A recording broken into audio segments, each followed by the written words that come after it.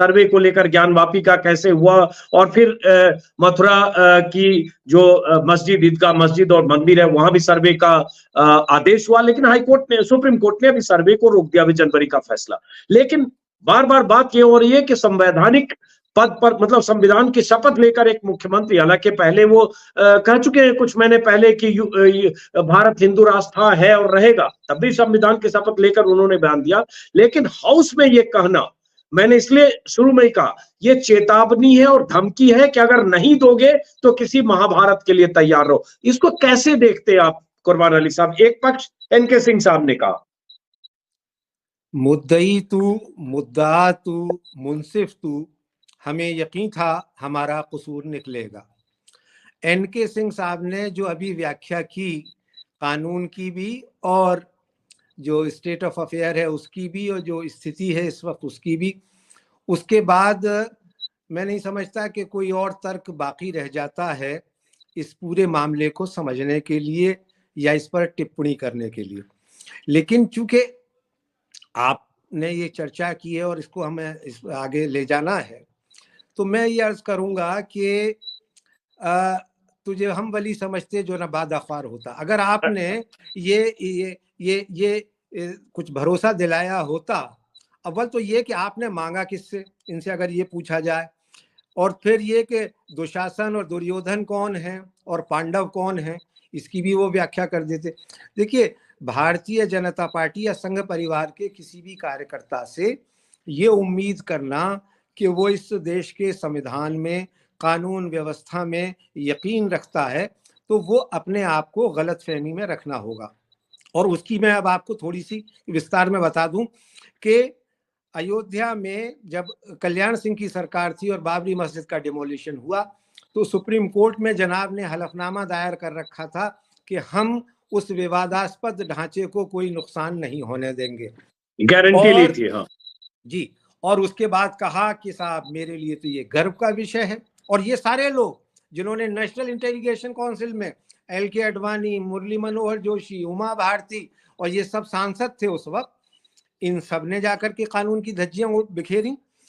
और उसके बाद कल्याण सिंह जब बीजेपी से बाहर आए तो मुझे इंटरव्यू देते हुए BBC पर उन्होंने कहा कि ये RSS की साजिश थी और मुझे इससे बिल्कुल अलग रखा गया, इनका मकसद मेरी सरकार को गिराना था। ये मेरे टेप पे मौजूद है, नेट पर भी पड़ा हुआ है। तो किसकी आप बात मानेंगे? उसके बाद सुप्रीम कोर्ट की जरा बात कर ली जाए। सुप्रीम कोर्ट ने ये माना कि इस बात के कोई सबूत नहीं है कि अयोध्या में किसी मंदिर को तोड़ करके कोई मस्जिद बनाई गई, नंबर 1। नंबर 2, 22 दिसंबर 1949 को जो वहां तथाकथित मूर्तियां रखी गईं, उसकी FIR दर्ज है, वो सरकारी दस्तावेज में मौजूद है। 2 कांस्टेबलों ने लिखा कि कुछ शरपसंद अनासिर आए और वो ये मूर्तियां यहाँ रख के चले गए। अभी नीरजा चौधरी की किताब आई है, उसमें राम बहादुर राय ने कहा है कि मुझे नानाजी देशमुख ने बताया कि उन मूर्तियां रखने वालों में वो भी शामिल थे।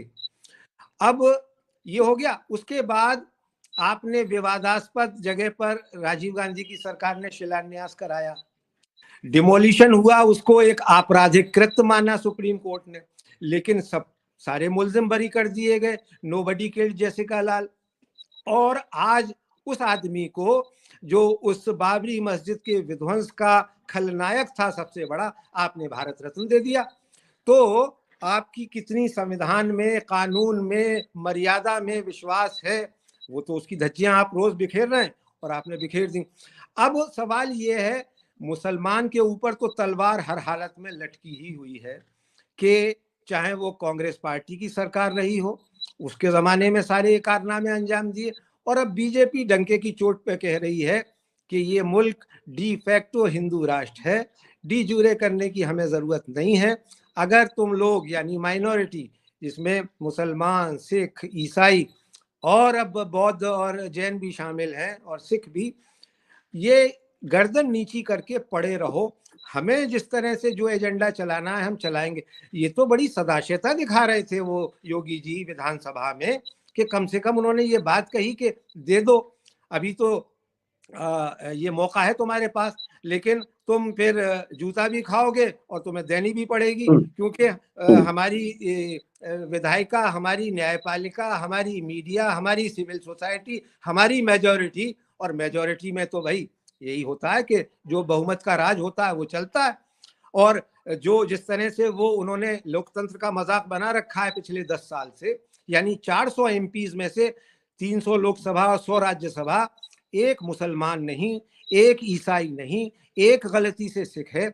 इसे आप पार्टिसिपेटरी डेमोक्रेसी कहते हो, इंक्लूसिव डेमोक्रेसी कहते हो, या संविधान के नाम पर चुनी हुई सरकार। हाँ, तो अंतिम बात सही हो सकती है कि संविधान के नाम पर चुनी हुई सरकार है और उसको कोई कंटेस्ट नहीं कर सकता, लेकिन ये करके आप इसको महान हिंदू राष्ट्र बना तो लोगे, लेकिन पाकिस्तान का एग्जाम्पल आपके सामने है कि मजहबी नफरत की बुनियाद पर जो देश बनाया गया वो 25 साल एक नहीं रहा।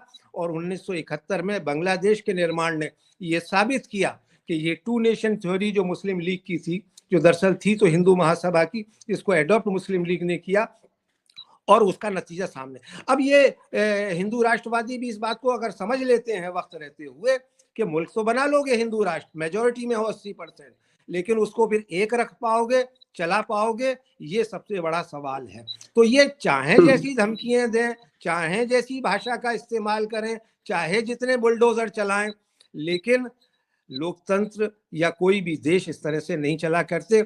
जब ऑपरेशन ब्लू स्टार हुआ था, उस वक्त जनता पार्टी के अध्यक्ष चंद्रशेखर का एक बड़ा तारीखी जुमला था कि जब लोगों के दिल टूट जाते हैं तो मुल्क टूट जाया करते हैं। तो मुल्क को बना तो रख सकते हो, लेकिन कितने दिन तक रख पाओगे इसकी कोई गारंटी नहीं है।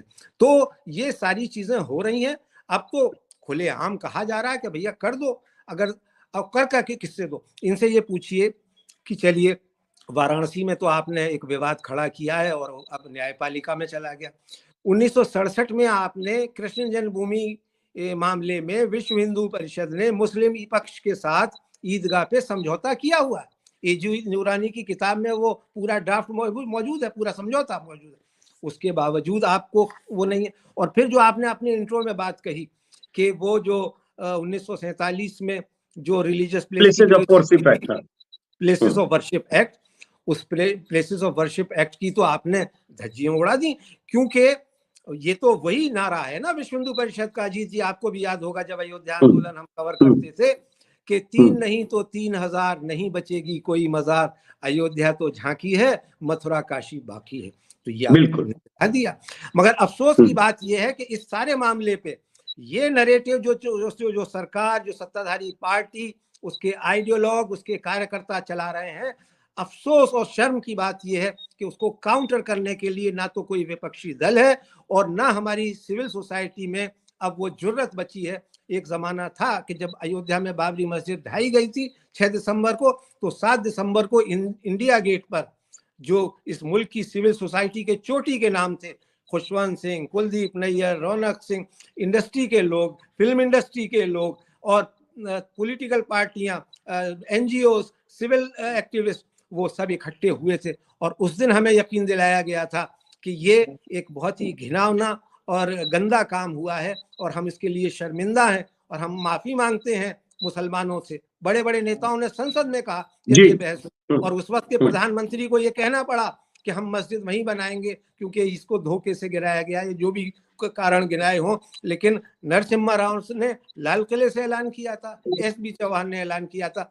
तो किससे मुंसफी चाहें हम, किससे रहबरी चाहें, आज तो ये संकट पैदा हो गया है।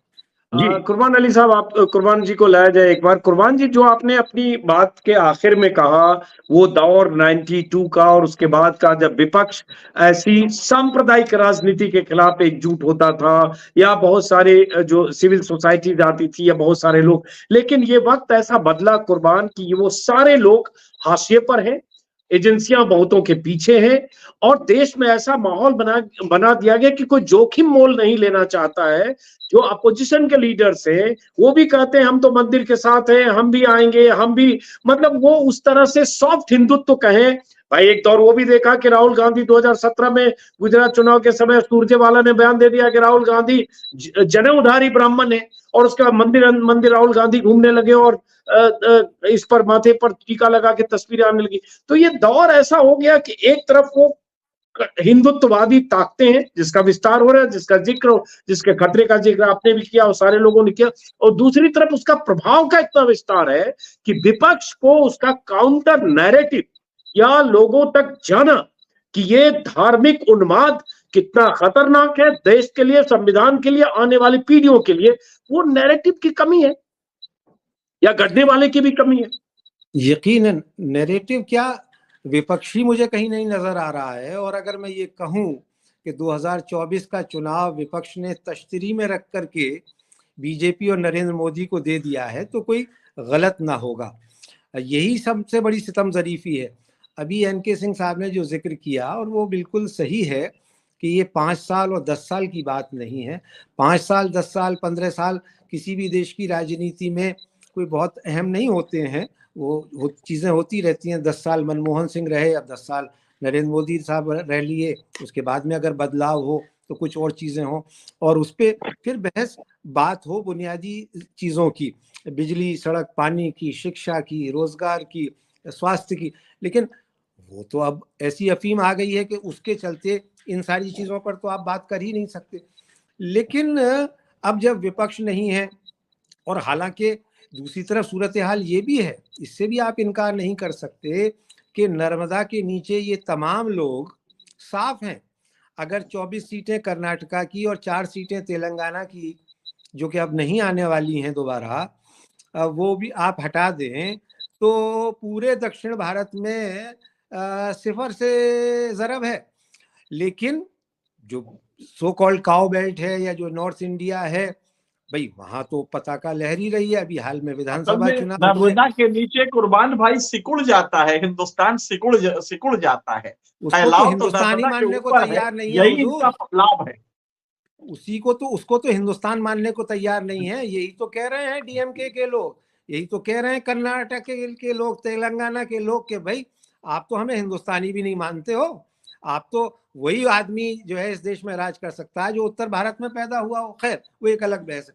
लेकिन जिसका जिक्र आपने अजीत भाई अभी किया कि ये सूरत हाल, तो ये अब इस देश के लोगों को तय करना है कि ये इस रास्ते को उसी पे ले जाना चाहते हैं जिस पे पाकिस्तान चला था 75 साल पहले, और आज उसका जो हशर है वो सामने है, या हम इसको उसी रास्ते पर ले जाएंगे जिस तरह से पिछले 5000 साल से चला, और 5000 साल में भी 2500 साल से ही अगर आप ले लें तो उस तरह से चला, तो तब तो हिंदुस्तान बचता है और बुनियादी बातें। वरना तो ये फिजूल की बातें होंगी कि हम दुनिया के सबसे बड़े लोकतंत्र हैं, हम यूं हैं, वो हैं, फलाने हैं, धमाके हैं। लेकिन आपके अंदर जो टेररिज्म है, मैं इसको टेररिज्म कहूँगा, और जो उन्माद है और जो जहर और नफरत, और अभी जिसका जिक्र किया एनके सिंह जी ने कि जिसकी वजह से मुझे सुप्रीम कोर्ट जाना पड़ा, कि भाई जब खुलेआम आप जिनोसाइड की अपील कर रहे हैं, नरसंहार कर रहे हैं और टेलीविजन पर वीडियो बना करके डाल रहे हैं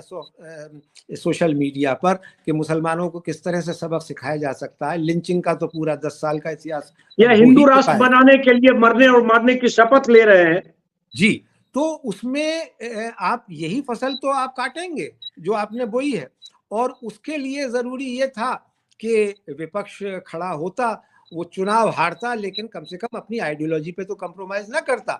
लेकिन आपने जो अभी जिक्र किया कि राहुल गांधी, उन्हें ये पता ही नहीं है कि उनका दोस्त कौन है और दुश्मन कौन है, और ये कि कुर्ते के ऊपर जनेऊ डाल लें, अपना वो गोत्र बताएं और किसकी पूजा करते हैं नहीं करते, इससे मेरा कोई लेना देना नहीं है, वो उसके लिए आज़ाद है, उन्हें हक है।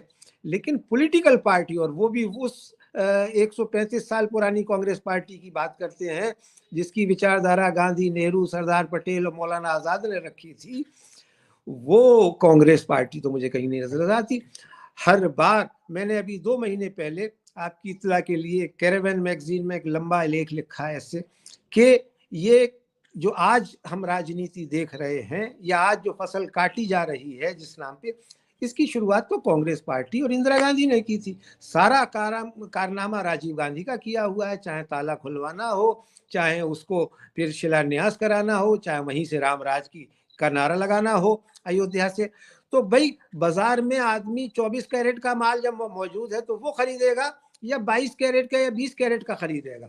अगर वैसा ही खेल खेलना चाहते हो तो आओ हिंदू पार्टी बन के अखाड़े में उतरो और फिर compete करके दिखाओ। लेकिन आपके नाम पे तो ये लिखा हुआ है कि भाई आपने तो यहाँ हिंदुओं को की भावनाओं पे कुठाराघात किया है, आपने तो हमेशा अपीजमेंट किया है माइनॉरिटीज का, मुसलमानों का, और दूसरी तरह की बात। तो उस नैरेटिव को जब आप काट नहीं सकते, और सिर्फ ये मैं कांग्रेस पार्टी की बात नहीं कर रहा हूँ अजीत जी, इसमें मैं लेफ्ट पार्टियां जो हैं, जो वैसे तो मार्जिनलाइज हो ही गई हैं, लेकिन अभी भी उनके इस मुल्क में 10-20 लाख कार्यकर्ता तो होंगे ही।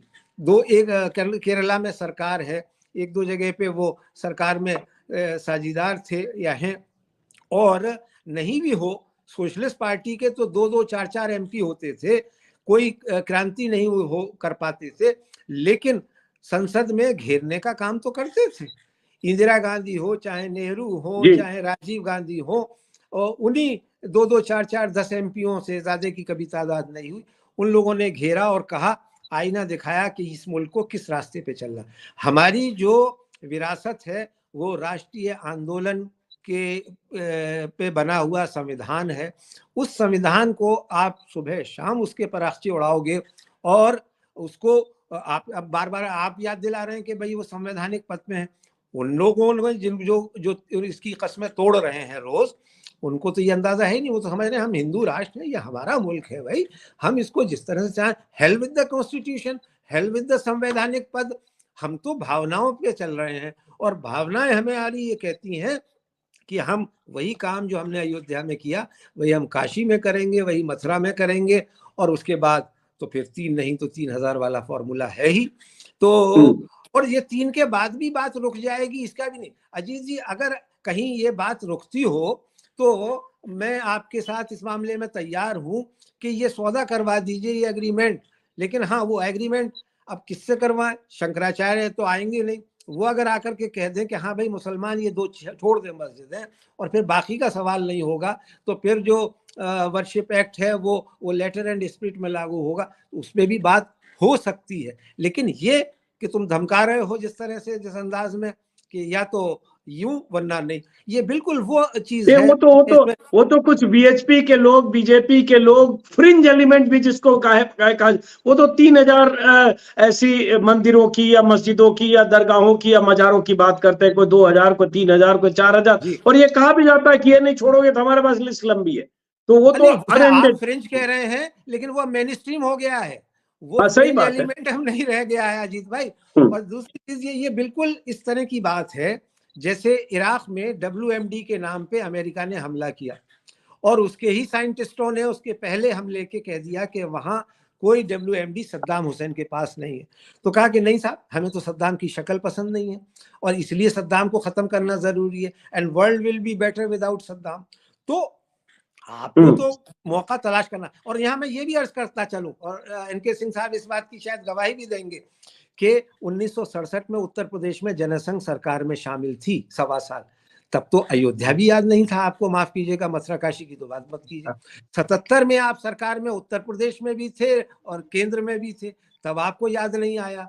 आपको याद तब आया जब राजीव गांधी ने बाबरी मस्जिद का ताला खुलवा करके दूरदर्शन पे दिखा दिया कि राम जन्मभूमि लिबरेट हो गई, तब इनको याद है, अच्छा ये हमारी पिच पे आके खेलेंगे, तब वो पालमपुर का रेजोल्यूशन पास हुआ। तो उसके पहले का तो इतिहास जो है वो अयोध्या के बारे में भी नहीं है, मथुरा काशी तो छोड़ दीजिए।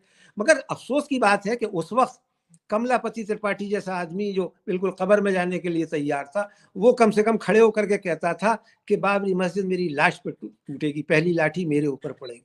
तब सी राजेश्वर राव कम्युनिस्ट पार्टी के महासचिव आकर के खड़े होते थे नमूदरीपाद आकर के खड़े होते थे। और कांग्रेस पार्टी का एक बड़ा वर्ग था और दूसरी पार्टियां भी थी, सोशलिस्ट पार्टी के लोग भी थे, वो कहते थे कि नहीं, इस मुल्क को ये तोड़ने की कोशिश की जा रही है। उदयन शर्मा ने उस वक्त लेख लिखे कि ये अयोध्या में राम का नहीं आरएसएस का मंदिर बन रहा है। अरे सर, मैं बीच में रोक रहा हूँ। देखिए, उस समय ऐसे लोग भी थे कुर्बान भाई, मुझे लगता है हमारा आपका परिचय उसी दौर का है जब ये चंद्रशेखर के कार्यकाल में मीटिंग्स हो रही थी, धर्माचार्यों की, शंकराचार्यों की। हम सब लोग उस मीटिंग के आउटकम को समझने के लिए घंटों रहते थे। वो दौर 91 का, 90 का हम भी विटनेस रहे। लेकिन मैं तो कहूंगा, आप उदयन शर्मा का जिक्र कर रहे, प्रभाष जोशी जो मंदिर चाहते थे, लेकिन जब ढहाई गई मस्जिद का वो ढांचा ढाया गया, उन्होंने लेख लिखे कि ये जो है राम के नाम पर ये कलंकित करने वाले, काली पोतने वाले लोग हैं जो राम के भक्त हो ही नहीं सकते। उनके तो इतने लेख हैं कि प्राण जाए पर वचन न जाए कहने वाले, ये रघुकुल की रीत को कलंकित किया। ये तो बहुत सारे लोगों ने माना, वो दौर था। वही तो चिंता है कि आज कोई बोलने का जोखिम मोल नहीं ले सकता, क्योंकि बहुसंख्यक आबादी के दिमाग में जहर भर के ये बता दिया गया कि आप की आवाज आज की तारीख में नक्कार खाने में तूती की आवाज है। भाई एक चीज और, मैं अगर आप 1 मिनट का मुझे समय दें तो मैं जी उसके बाद सुनील जी के पास जाऊंगा। हाँ जी, के तुर्की की राजधानी इस्तांबुल में एक इमारत है जिसका नाम है हागिया सोफिया। जी, मैं होके आया हूँ अभी 6 महीना पहले। हाँ नहीं, सुनिए, वो 500 साल पहले चर्च बना था। बिल्कुल। और चर्च भी वो ईसाइयों के भी 2 समुदाय के बीच में विवाद का विषय रहा, एक समुदाय से लेकर बाइजेंटीन और इसका था। जी बिल्कुल जी। और फिर जब कमाल पाशा आए, जी, हमारे मुस्तफा कमाल पाशा ने 1926 में उसको बना दिया म्यूजियम। 1931 जी, उसको म्यूजियम बनाया। 26 से 31 जो भी। और वो हागिया सोफिया अब जो म्यूजियम था वो अभी साल भर पहले दोबारा मस्जिद बना दी गई, क्योंकि आज वहाँ राइट विंग का कब्जा है। एर्दोगान जो है वो हमारे नरेंद्र मोदी के हम शक्ल हैं और हम कक्ष हैं। और आप देखिए कि उस रास्ते पे ले जा करके आप फिर तुर्की को कहा, तुर्की वो उन चंद इस्लामी देशों, मतलब इस्लामी देश तो मैं नहीं कहना चाहूंगा, अभी भी उन सेक्युलर देशों में से था कि जो मुस्लिम बाहुल्य की आबादी होने के बावजूद कभी इस्लामिक नेशन नहीं बना।